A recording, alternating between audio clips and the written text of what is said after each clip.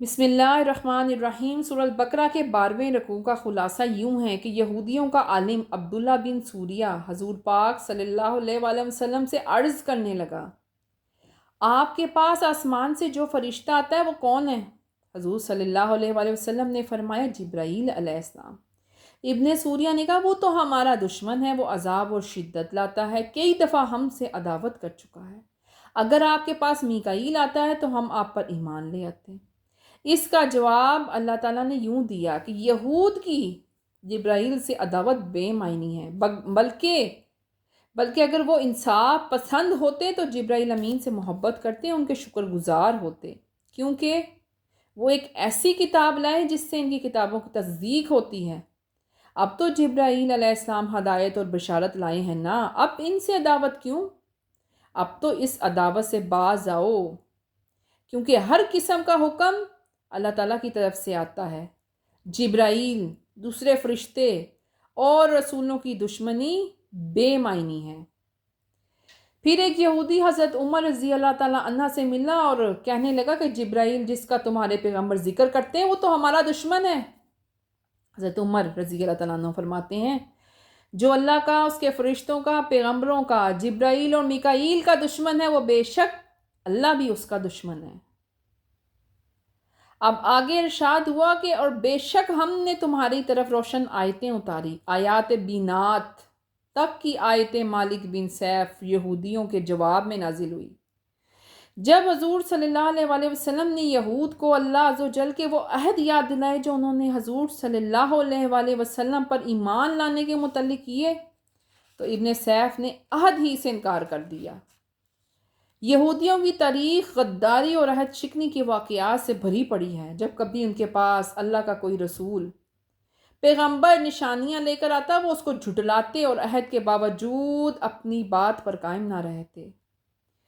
حضور اکرم صلی اللہ علیہ وآلہ وسلم توریت اور زبور وغیرہ کی تصدیق فرماتے تھے، اور خود ان کتابوں میں بھی حضور صلی اللہ علیہ وآلہ وسلم کی تشریف آوری کی خبر اور آپ کے اوصاف اور احوال کا بیان واقعہ ہے۔ گویا حضور صلی اللہ علیہ وسلم کی تشریف آوری اور آپ کا وجود باوجود ان کتابوں کی تصدیق تھا، تو چاہیے یہ تھا کہ اہل کتاب حضور کی رونق افروزی پر اپنی کتابوں پر ایمان لانے کے ساتھ ساتھ حضور صلی اللہ علیہ وآلہ وسلم پر بھی ایمان لے آتے، تاکہ ان کا اقرار اور ایمان اور پختہ ہوتا، مضبوط ہو جاتا۔ مگر اس کے برعکس انہوں نے کیا کیا؟ اپنی کتابوں میں تحریف کر کے توریت میں سے بھی کفر کیا، توریت کو بھی پڑھنے سے انکار کر دیا۔ جب حضور صلی اللہ علیہ وآلہ وسلم تشریف لائے تو یہودیوں نے توریت سے حضور پاک صلی اللہ علیہ وآلہ وسلم کے اوصاف کا مقابلہ کیا، اور جب توریت اور قرآن کو بالکل مطابق پایا تو توریت کو بھی انہوں نے چھوڑ دیا، یعنی قرآن سے تو بے التفاقی کر ہی رکھی تھی، توریت کو بھی پس پشت پھینک دیا۔ اب اگلی آیات میں اس رکوع کی جادو کے بیانات ہیں۔ حضرت سلیمان علیہ السلام کے زمانہ مبارک میں بنی اسرائیل جادو سیکھنے میں مشغول ہو گئے۔ حضرت سلیمان علیہ السلام نے ان کو روکا اور ان کی کتابیں لے کر اپنی کرسی کے نیچے دفن کر ڈالیں۔ جب حضرت سلیمان علیہ السلام کی وفات ہوگی اور وہ علماء بھی وفات پا گئے جو اس راز سے واقف تھے، تو شیطان آدمی کی صورت میں بنی اسرائیل کے کچھ لوگوں کے پاس پہنچ گیا۔ ان سے کہا، میں تمہیں ایسا خزانہ بتاتا ہوں جو تم ساری عمر بھی ڈھونڈ نہیں پاؤ گے۔ وہ خزانہ اس کرسی کے نیچے ہے۔ لوگوں نے کرسی کے نیچے زمین کو کھودنا شروع کر لیا، کھودتے رہے۔ شیطان علیحدہ کھڑا تھا، کیونکہ اگر وہ زمین کے پاس جاتا نا، کرسی کے پاس جہاں پہ خزانہ دفن تھا، تو وہ جلنا شروع ہو جاتا، وہ فوراً ہٹ جاتا سائڈ سے۔ لوگوں نے اس کرسی کے نیچے جو دفن کتابیں تھیں ان کو نکالنا شروع کر دیا، تو وہ جادو والی کتابیں تھیں۔ لوگوں نے کہا، حضرت سلیمان علیہ السلام انہی کتابوں کے ذریعے سلطنت کیا کرتے تھے اور جن وانس اور پرند و چرند کو مسخر کرتے تھے۔ شیطان تو یہ بات بتا کر اڑ گیا۔ بنی اسرائیل کے علماء اور صلاح نے اس کا رد کیا، لیکن ان کے جاہل لوگ جادو کو حضرت سلیمان علیہ السلام کا علم ماننے لگے اور اس کے سیکھنے میں مشغول ہو گئے۔ انبیاء کرام کی تعلیم اور کتابوں کو چھوڑ کر حضرت سلیمان علیہ السلام پر ملامت شروع کر دی اور کہتے رہے کہ انہوں نے ہم پر حکومت ہی انہی منتروں کے ذریعے کی ہے۔ حضور پر نور صلی اللہ علیہ وآلہ وسلم کے زمانے تک وہ اسی جہالت پر قائم رہے۔ پھر اللہ تعالیٰ نے فرمایا کہ سلیمان علیہ السلام وہ نبی ہیں اور انبیاء کرام جو کفر کے کاموں سے قطعاً معصوم ہیں، ان کی طرف جادو کی نسبت کرنا، الزام لگانا باطل کا نتیجہ ہے، محض اوہام ہے، محض اوہام ہے، باطل کا نتیجہ ہے ان پر یہ الزام لگانا۔ اب آگے ذکر ہوتا ہے بابل۔ بابل جو ملک عراق کا دارالخلافہ ہے، یہ شہر بغداد سے 60 میل جنوب کی طرف دریائے فرات کے کنارے پر واقع ہے۔ یہ شہر بہت بڑا شہر تھا، اس وقت خوشحال تھا۔ فرات اور دجلہ اس علاقے کو سیراب کرتے تھے۔ اس شہر میں جادو، منتر، سفلی عملیات کا بہت چرچا تھا۔ وہ جادو جو بابل میں 2 فرشتوں ہاروت اور ماروت پر اترا، جس کی تہمت انہوں نے حضرت سلیمان علیہ السلام پر جادوگری کی جھوٹی لگائی تھی انہوں نے تہمت۔ ہاروت اور ماروت کا قصہ اس طرح بیان ہوتا ہے کہ جب فرشتوں نے دیکھا کہ آدم علیہ السلام کی اولاد کے گناہوں کے دفتر آسمان پر جاتے ہیں، تو انہیں فرشتوں نے طعنہ دیا، یہ کیسے بندے ہیں جو خالق حقیقی کی نافرمانی کر رہے ہیں؟ تو اللہ تعالیٰ نے فرمایا اگر میں تم کو زمین پر بھیج دوں اور وہ قوت شہوانیہ جو ان میں ہے وہ تم میں بھی پیدا کر دوں تو تم بھی ایسا ہی کرو گے۔ فرشتوں نے عرض کیا اے مالک و خالق تو پاک ہے، ہم ہرگز تیری نافرمانی نہیں کریں گے۔ حکم ہوا جو تم میں سے جانا چاہتا ہے وہ اپنے آپ کو پیش کرے۔ فرشتوں نے ہاروت اور ماروت اور اسرائیل کو منتخب کر لیا۔ اللہ تعالیٰ نے ان میں قوت شہوانی پیدا کر دی۔ حکم ہوا زمین پر جاؤ اور لوگوں کے مقدمات کا فیصلہ کرو۔ شرک، ناحق خون اور زنا اور شراب سے منع فرمایا۔ حسب ارشاد فرشتے زمین پر آئے اور اپنی اپنی خدمات میں مصروف ہو گئے۔ ہاروت ماروت دونوں دن بھر تو لوگوں میں عدل و انصاف کرتے رہتے، پر شام کو اسم اعظم کے ذریعے آسمان پر چلے جاتے۔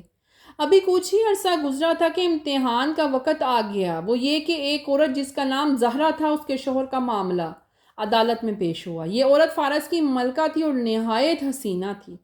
یہ اسے دیکھتے ہی فریقہ ہو گئے۔ اس کو اپنی خواہش ظاہر کی تو اس نے کیا کہا، جب تک تم بت پرستی اختیار نہ کرو گے، میرے خاوند کو قتل نہ کرو گے اور شراب نہ پیو گے، اس وقت تک میں تمہارے قریب نہیں آ سکتی۔ اس نے شراب پیش کی، انہوں نے پی لی، پھر اس کے خاوند کو قتل کر دیا، پھر اس سے زنا کے مرتکب ہو گئے۔ اللہ عز و جل نے زہرہ کو منسخہ کر کے شہاب بنایا۔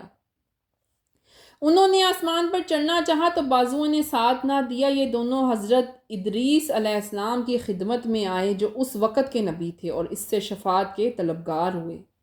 بارگاہی الہی سے حکم ہوا کہ ان کو سزا ضرور ملے گی۔ اب تمہیں اختیار ہے، دنیاوی سزا بھگت لو یا آخر کی، جو چاہے تمہاری مرضی ہے۔ فرشتوں نے کہا کہ دنیا کا عذاب زیادہ آسان ہے، قبول کر لیا دنیا کا عذاب۔ وہ بابل میں یعنی کہ عراق کا جو دارالخلافہ ہے، بابل میں پاؤں کے بل ایک کنویں میں لٹکے ہوئے ہیں۔ حضور پاک صلی اللہ علیہ وسلم نے ارشاد فرمایا اللہ زہرا پر لعنت کرے کہ اس نے ہاروت ماروت کو فتنے میں ڈال دیا۔ جادو کا علم تو ضرور ہے، لیکن اسے سیکھ کر اس پر عمل کرنا، اس سے مباح اور جائز جاننا کفر ہے۔ یہی ہاروت ماروت ہر سیکھنے والے کو اول واضح کرتے تھے، اس کے بعد بھی اگر وہ سیکھنے پر اصرار کرتے تو وہ سکھا دیتے۔ اب سوال یہ پیدا ہوتا ہے جب یہ علم اتنا ہی برا ہے تو اسے تعلیم کے لیے کیوں سکھایا جاتا ہے، کیوں ظاہر کیا گیا؟ اس کا جواب واضح الفاظ میں صرف اتنا سمجھنا ہے کہ یہ جادو فرما برداروں اور نافرمانوں کے مابین امتیاز و آزمائش کے لیے نازل ہوا ہے۔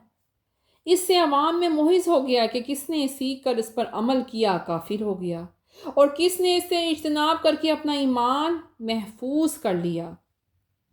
رحمت عالم صلی اللہ علیہ وآلہ وسلم نے ارشاد فرمایا کہ اے اللہ، میں علم غیر نافع سے تیری پناہ چاہتا ہوں، اور بے شک ضرور انہیں معلوم ہے کہ جس نے یہ سودا کیا آخرت میں کچھ حصہ نہیں ہوگا اس کا، اور بے شک کیا بری چیز ہے یہ جس کے بدلے انہوں نے اپنی جانیں بیچیں، کاش وہ جان لیتے، کاش وہ جان لیتے اگر وہ ایمان لاتے اور حضور اکرم صلی اللہ علیہ وآلہ وسلم اور قرآن پر یقین کرتے اور پرہیزگاری کرتے تو اللہ کے پاس ان کا بہت اچھا ثواب ہے۔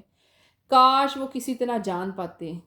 اس رکوع کا مرکزی خیال اور نتیجہ یہ ہے کہ اللہ تعالیٰ نے جادو اور سفلی عملیات کی حقیقت کھول کر بیان فرما دی اور اس کا نتیجہ بھی بیان فرما دیا، اور وہ ہمارے حکم کے بغیر کسی کو نقصان نہیں پہنچا سکتے بلکہ خود انہی کا نقصان ہوتا ہے۔ آخرت میں ان کے لیے کوئی نعمت نہیں، اور اگر وہ اس کی بجائے نیکی اختیار کرتے، اس کے عذاب سے ڈرتے، تو یقیناً اللہ عز و جل انہیں بہت بہتر اجر